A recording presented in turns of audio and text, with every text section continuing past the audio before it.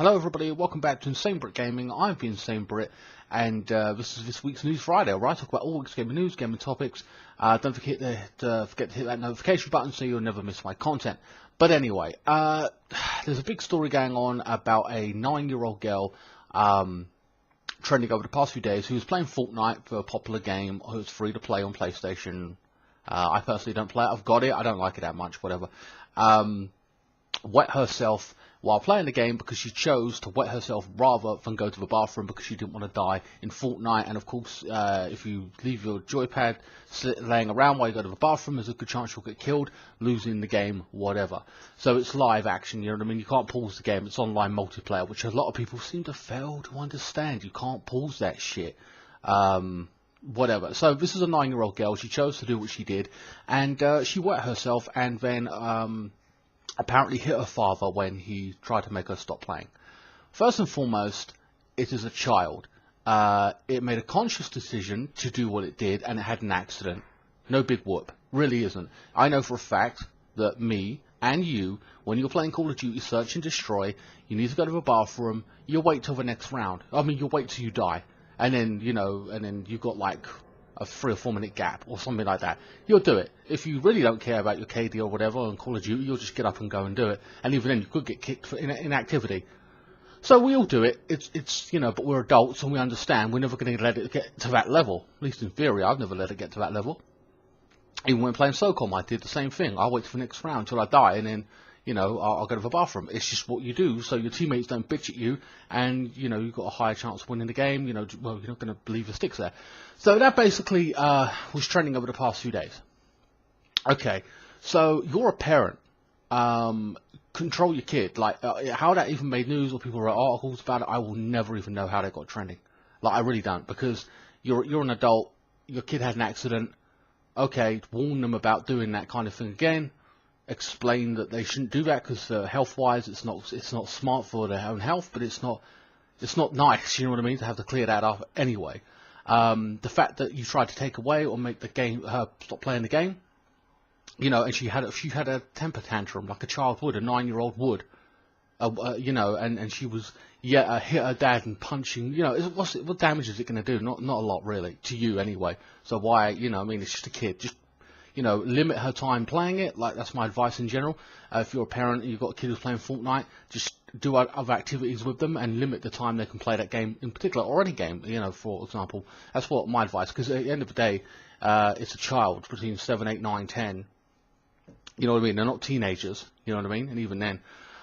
So I don't know how that went trending. Anyway, the big story about it is, in particular, is the World Health Organization, right? This is trending again as well.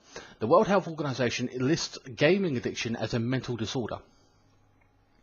We understand that our industry and supporters around the world will continue raising their voices in opposition to the move that will urge the World Health Organization to avoid taking steps that would have unjustified implications for national health systems across the world. Okay, the term gaming disorder and signs include placing gaming as a priority over other things, deteriorating, I can't say that word right now, personal relationships with family and friends, and sometimes even sleep disorders like staying up late, etc. Recategorizing, now this, I don't know why this is thrown in here, just randomly, what I'm about to mention.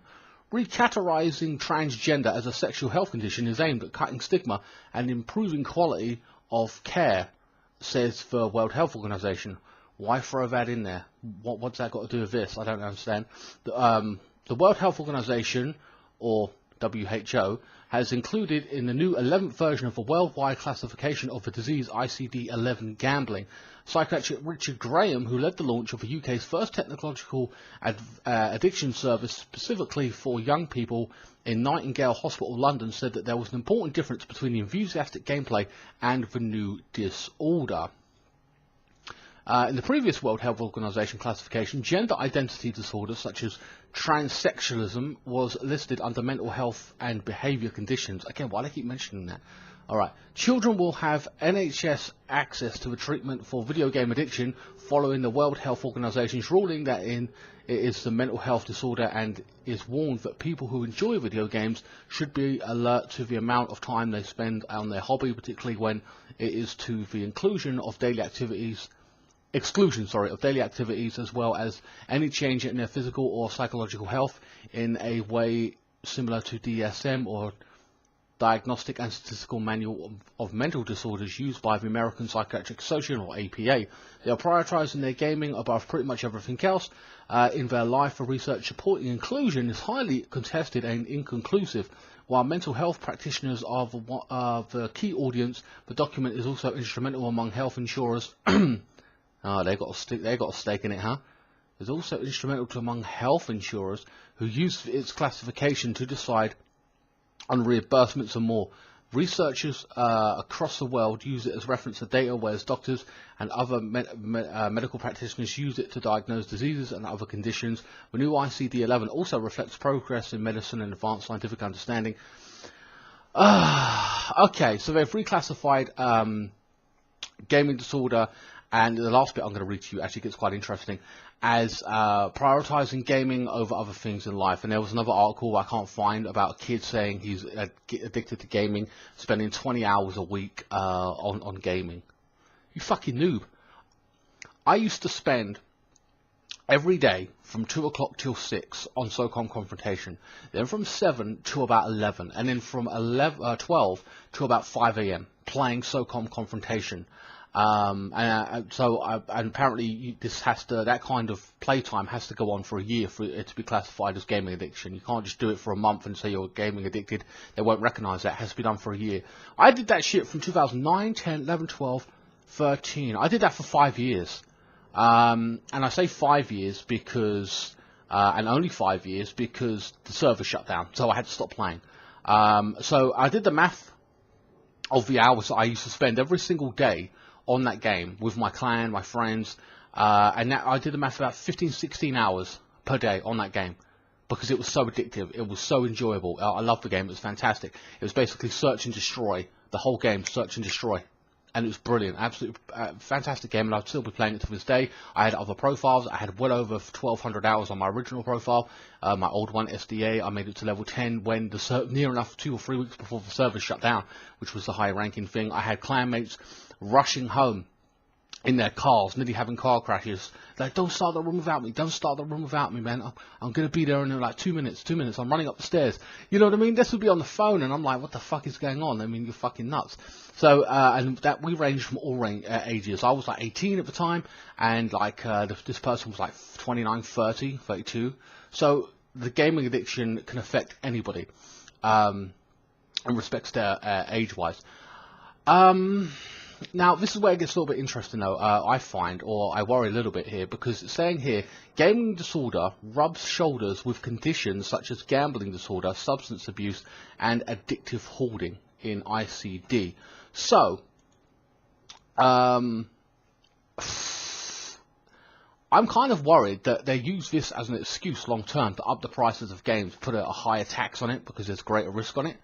That's what I kind of think. If you look at cigarettes, the prices keep going up. Alcohol, the prices keep going up. So with this World Health Organization reclassifying the thing in itself as a gaming disorder, will they start putting higher taxes on games, making them more expensive? Possibly. I don't know. I'm not too sure, but that's my theory. Anything to get more fucking money out of us is what I say. So I'm a little bit skeptical of this. Having said that, going back to my original point, sorry, let me switch back to the camera. This parent, my kid hit me and wet herself, will be a fucking parent. You know what I mean? It's a child with a temper tantrum. I shouldn't even made fucking news as far as I'm concerned. Who cares? This is the problem. We have a lot of people, and there was another article I was going to read, but it was quite long, to be honest with you, and the person went on a tangent about how Fortnite was bad and how she had banned it in her house but still wasn't happy that, it should even be, not banned, they could play it, but she was still unhappy about them even playing it, saying there was a moral story about putting her child behind the scope of a sniper rifle. You don't understand the industry. You have no fucking clue. If you're mad about Fortnite, and your child being a sniper behind that, taking another player out in a virtual game, or not even virtual reality, just a computer game. You haven't even played Call of Duty, some of the stories and some of the things that we've done. I mean, if I look here to my right, you know, we've got Far Cry, but I think there's people being tortured. We've got, oh man, we've got all kinds of crazy shit going on in Call of Duty, you know, like, there's so many elements. Like, or Grand Theft Auto. Have you ever played Grand Theft Auto? You'll be fucking, you know, picking up prostitutes and all the rest of it. This person's like, way out. And if you worry about Fortnite, after you see that shit, you will not be complaining about Fortnite. Even worse, they'll probably try and go after those kind of games as well. But, you know, it's just a joke, these people. Like I said, she went onto a fucking big ass tangent, saying there was a moral dilemma and all this kind of crap, and I'm like, fuck out of here. You know, limit your time. You know, it's a 12 rated game anyway, so, you know, the people got it right. You know, there's no blood, no gore, or anything like that. I had a lot more to say about it, guys, but to be honest with you, that article just pissed me off, and there's so much that she wrote that just wound me the fuck up. Anyway, I spent about 10 minutes on this one subject, but yeah, bullshit. If you are concerned about your kid playing this game, then just limit the time. And you know, that's another thing. If you're so concerned about it, I mean, let's be honest, if you bought the console or whatever, or the Xbox or the PS4 to shut your kid up, or you want to give your kid the latest things, they don't want to be left out, blah, blah, blah. Parents do this today. I noticed, and my friend noticed, that the kids these days have a lot more money and a lot more stuff, and iPads and stuff like that, than we ever had in our generation. They just got more stuff in general.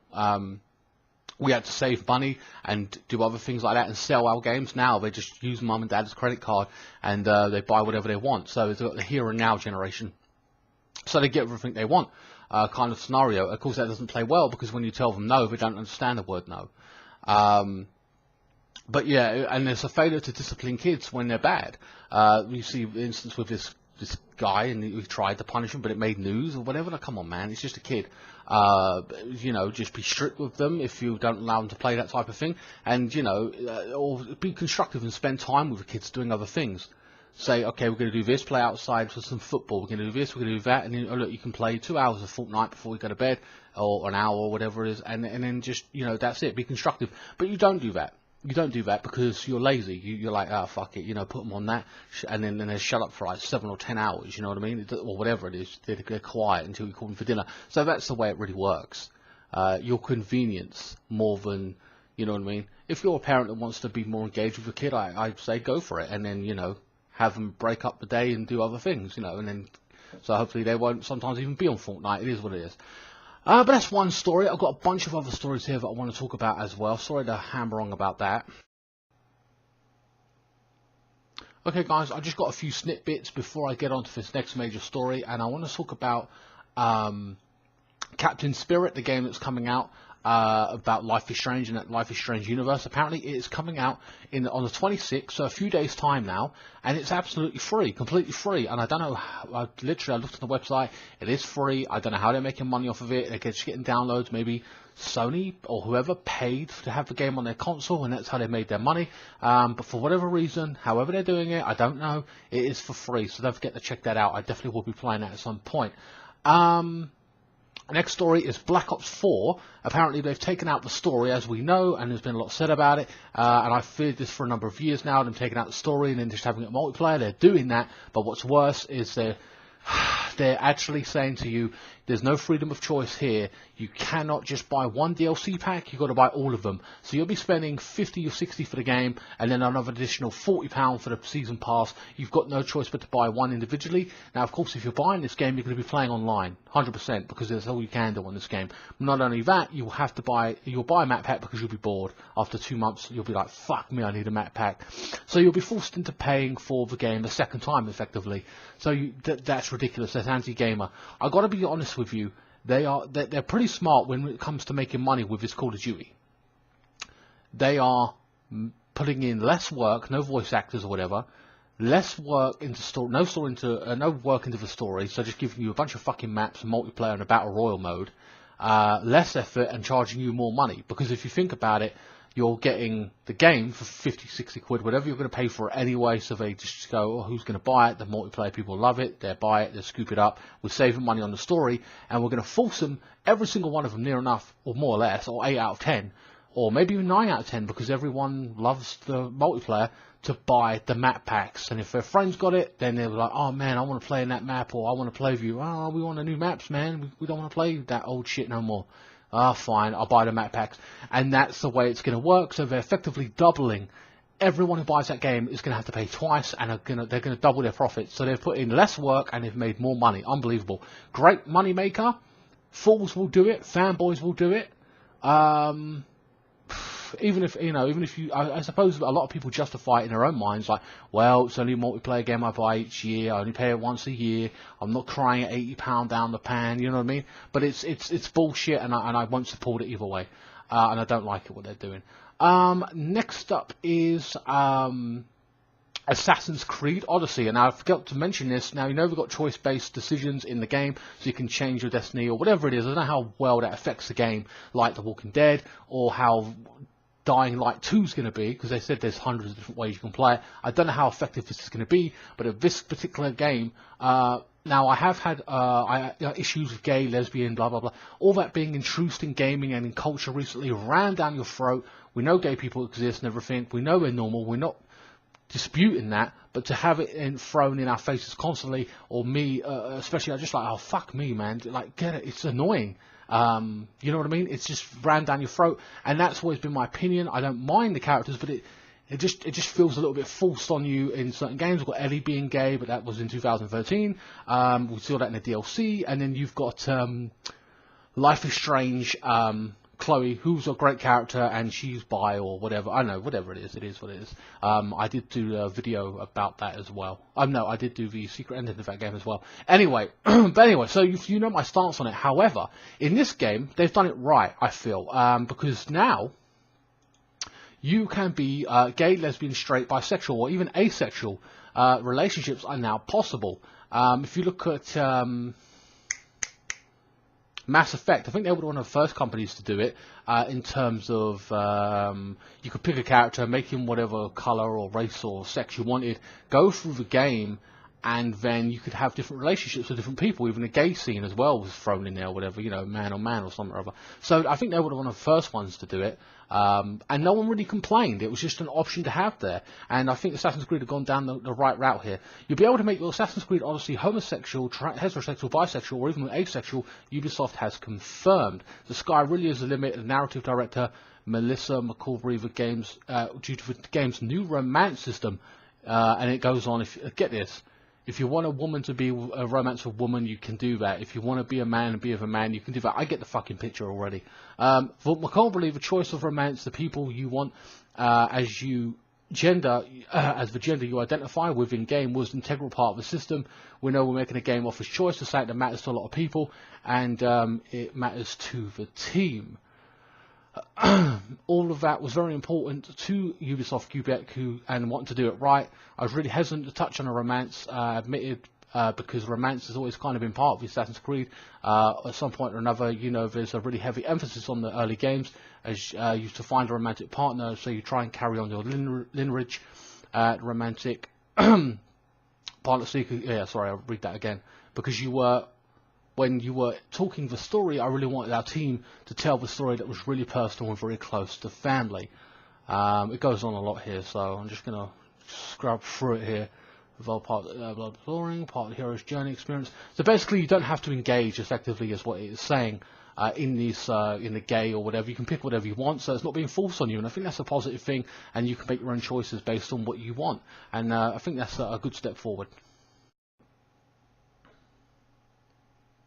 In our final story, it says here that Kojima gave an interview, and he says, I'm not trying to legitimize games with Death Stranding's famous actors. Hideo Kojima gave us the first gameplay look at Death Stranding this year at E3, but didn't necessarily reveal too much in terms of what's going on in the game, but it certainly looked good running on PlayStation 4 hardware. Kojima also spoke about with several outlets last week, of course, and in an interview with The Telegraph, he rejected the notion that he could be trying to legitimize games as a medium via Death Stranding stellar cast actors of Madison, Norman Reedus, Linda Wager, Leah Sedox, and Del Toro, and offered a very different explanation in his regard. What the hell does this person even? Sorry, let me switch out the camera. what the hell does this person even talking about legitimizing gaming? Gaming is already legitimate.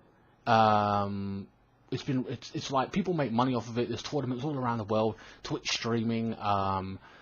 They make movies in games into movies now, and then they make movies into games just to profit. But you know what I mean? So what the hell is he talking about? It's unbelievable, this person.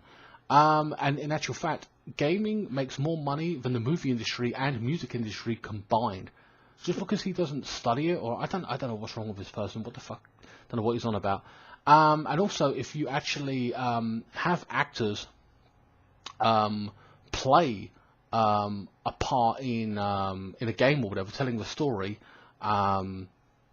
basically you can get an interesting dynamic there. You get different opinions, and you know, you come together to create something, and it can be improved upon when you come across with an actor, when you're developing a character or in a scene or whatever. You say, I want to do this or I want to do that, and then that person goes, what about this? And then you, as a dynamic there, I find myself, when people ask me for advice on certain things, they tell me what they want to do, and then I seem to say, well, what about this, what about that? And it's often an improvement, and they agree with me.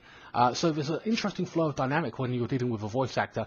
And also, voice acting is brilliant in gaming. We've got some wonderful performances from Kevin Spacey. In Call of Duty, I thought he was brilliant. It's another level of voice acting right up there, really top notch. I like Joel as the voice actor as well, the guy who plays Joel, I can't remember his name. And then you've got the guy who was in, William Dafoe, who was in Beyond Two Souls as the Doctor, and which you played probably on PS Plus by now. And he played the voice, the character of Ryuk in Death Note, Netflix's Death Note, the live-action version of the English version, anyway. So I think it brings another interesting dynamic. So he responds, Kojima. That's not my aim at all. Game development is something that takes a lot of energy and requires a lot of time, and is something you wholly invest your life into. I'm sure it's the same case for making movies. But when you invest so much time, you don't think about whether actors sell or whether they are famous or established. For me, it's more working with the people I trust and the people I like to work with. Makes sense. In some regards, depending. If it's Hollywood, it's probably about who brings in the money. But he's free to do whatever he wants, you know what I mean, as long as he's the director or creator or whatever. Back in the day, we didn't use actors. We created characters from scratch like we did in anime. In my case, I've been making games for 32 years, and the technology now means I can create whatever I can think of with 100% validity. But that's not interesting because it has no analog element. It's not organic, no living element. For example, if I had Norman here, I might say I want him sitting in this chair, and he'll say, no, I think it would be better if I sit here, over here, and I'll be right. Let's see if what comes out of it. I want to get the kind of chemical reaction that comes out of using these actors to create the game and develop the game together, working with Norman, working with Mads and Leah. All of them contribute a lot and have a lot of ideas, especially Mads. He's a guy that takes over the whole set at times. Death Stranding is not release date, blah, blah, blah, blah, blah, blah. So there you go. Pretty much what I said. He likes the idea of working with an actor to improve upon his idea. Because when you're directing and just come up with a character and whatever else, you say, right, this character's going to do this, he's going to say that, and then you move on. No one's questioning it, no one's trying to improve upon it, unless you either do it yourself, but you see that mindset from a one-step dynamic, one mindset. A writer might come in and have a suggestion at times and change things, and maybe that's where it might go a little bit X, Y, and Z, but if you're the director in that moment, in that moment, you might find something better, or an actor has a better idea to improve the character or idea, or like I said, and it may be agreeable when you create something even better to get a better perspective or a better performance out of the actor himself. You look at Deadpool, the guy I can't remember his name. The guy who plays Deadpool, had the writers on set. He paid the writers himself to have them on set in the movie. I think it was the second movie, because the studio didn't want to pay him, but he wanted them there so they could change things on the fly. If that was funnier, if it was better, the dynamic of it coming together, instead of being wrote and then just going into it, he wanted to make it his own and put his own perspective on it, personal touch on it, and it works. It's a brilliant movie, and I've definitely been buying number 2. So that just gives you an idea. I don't like the guy saying legitimate gaming being legitimate. I don't know if he's a gaming journalist or what, but he clearly, I don't know where he stands, because to say that. People, you know, get paid to play games. There's people donate, people on YouTube, people make a living off of gaming, creating games, and it's a whole fucking industry unto itself, and it has been legitimate for years, like I said. Anyway, guys, that's about it for this week's News Friday. Don't forget to take part in the polls. Please like, share, comment, and subscribe. Follow me on Facebook, Instagram, Twitter. Links will be in the description, as I said before, and I will see you next time. Thank you so much for watching.